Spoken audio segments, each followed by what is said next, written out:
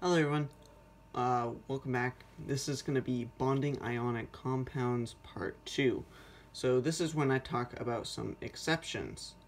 Now most notably, you have exceptions which are copper, iron, lead, and tin. Now these are written as Cu for copper, Fe for iron, B for lead, and SN for tin. Yeah. Now the notable thing is these can bond differently. They can have two charges, basically, so what I'm saying. And I'm going to show you both methods, the new and the old. I personally prefer the newer one because it's easier, less work, and it's much easier to see the charge. Yeah, that's basically the reason why. Alright, so for copper, you have 2. So you have +1, +2. Iron, you have +2 and +3. Lead, you have +2 and you have +4. In tin, it's exactly the same with +2, +4. Something that you should know quickly is basic Roman numerals. So this is 1, 2 I's. That was bad. R2, 3, R3, and IV is 4. Basic, that's all you really need to know. So,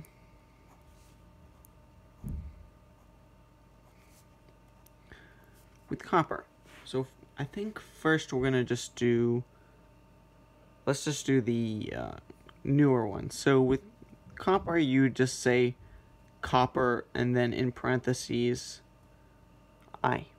That's it. It's super easy. And this is just in between copper and then the next thing. And then for iron, just 2. And then again for iron. That's bad, sorry. Hopefully you don't need my terrible handwriting to understand this. Because if you're relying on that, then you've got other problems then. Okay. So that's the new method. So I'll just write new. But these can still be rewritten in the old formats. Some people prefer the old. I personally just like the new. It just makes more sense for me and I don't have to think about it. So for copper, the Latin word is cupric, I believe. No. Something like that. It's what this is for. And then ferrous, plumbic, stanic, yeah, it's weird. Anyway, that doesn't really matter. You don't need to know Latin. I don't know Latin at all. Anyway, so it can be rewritten as cuprous and then cupric. Now, I've also heard it pronounced as cuprous and cupric. I prefer the cupric, but I kind of flip-flop.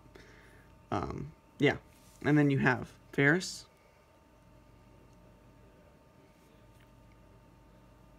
sorry, I'm doing this all from memory, so I'm a little slow.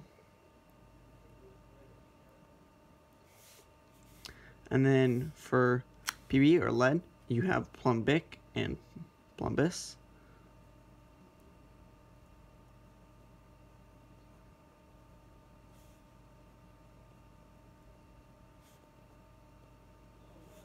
And then for tin or stannis and stanic,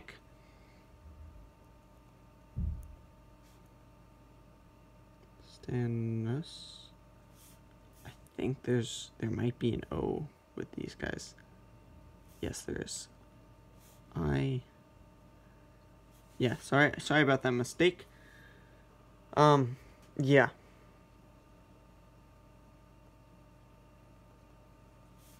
Okay, so at the end you can see that there's basically a little bit or no difference, except for at the end. So you can see us and ick. That's how I remember it. And as you can see, that's it stays the same as a pattern as you go down here. And now, yes, the charges are all different, but it's talking about for that individual atom. So for the lower, you have us, and for the higher, you have ick. See, copper is different from tin, but you still have the same system. So that's basically how it works. It means that there are two possibilities. You have to think a little bit more, but I will show that in my next video. Anyway, guys, we enjoyed. Thank you for watching.